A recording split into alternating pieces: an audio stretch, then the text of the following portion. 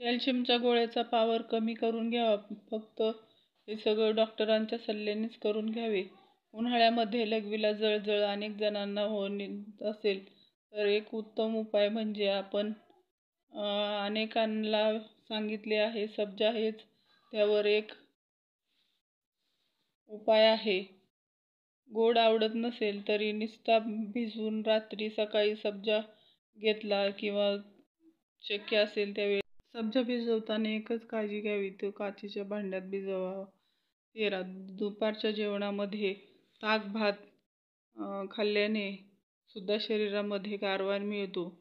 कधी कधी नाईलाजाने आपल्याला स्पायसी म्हणजेच खूप मसालेदार पदार्थ खावे लागतात आणि याचा परिणाम म्हणजे आपल्याला उष्णतेचा त्रास होतो.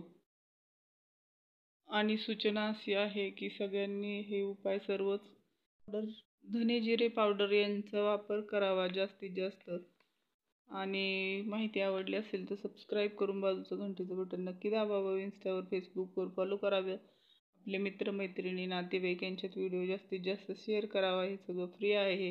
ग्रुपवर देखील व्हिडिओ शेअर करावा. राधे राधे. जय श्री कृष्ण. जय गुरुदेव. श्री गुरुदेव. धन्यवाद.